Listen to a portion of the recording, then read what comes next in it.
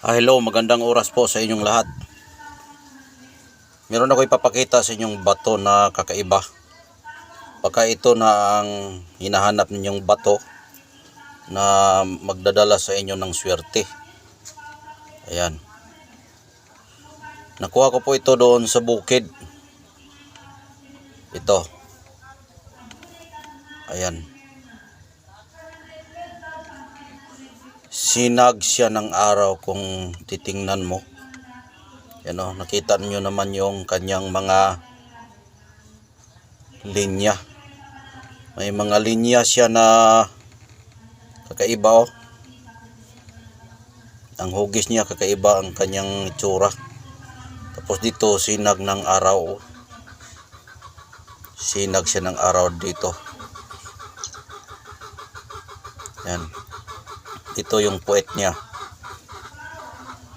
Yan po yung puwet. Yan.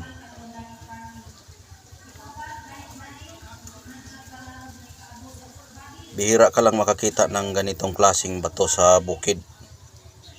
Kung hindi ka makakita nito, kung hindi ka bigyan ng iyong mga gabay, ay hindi mo ito mahanap. Pero kapag bigyan ka ng iyong gabay, ito, makakita ka. Yan. Ito po yung kanyang power o kanyang sinag ng araw. At kung titingnan yung maayos yung ano, para siyang kabayo na nagtatakbo. Yan, na nagbubuhat na nagtakbo siya na parang kabayo. Ayan o. Para ding tao na tumatakbo. Kita ninyo?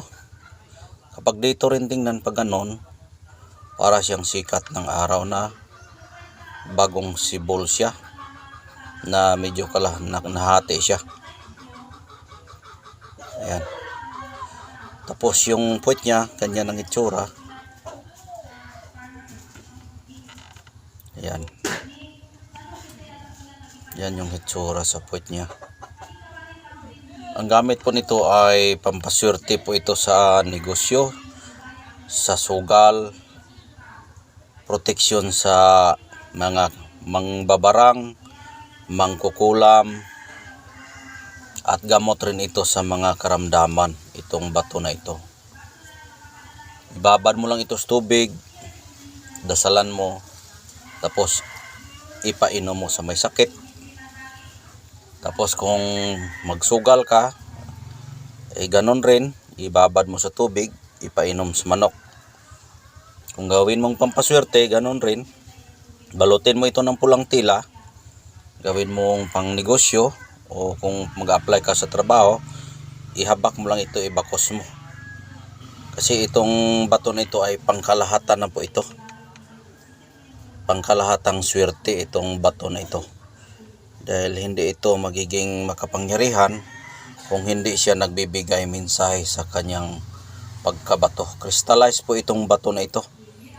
Nakikita mo yung mga guhit-guhit niya, yung mga bagis na pag ganon o. Mga kristal po yan. Crystallized po ito. Kaya napakaganda po itong gamitin sa pampaswerte at pamproteksyon itong ating mutya. Yan. Napakaganda talaga, no? Yan, no? May gabay siya, kung nakikita nyo lang, mayroon siyang gabay. Yan. Napakagandang bato po. Kaya hanggang dito na lang po. Maraming salamat. God bless po sa inyong lahat. Sana magustuhan ninyo ang aking mga bagong mga upload. Bye-bye. Ingat po kayo palagi. Don't forget like and share and subscribe and click the notification bell.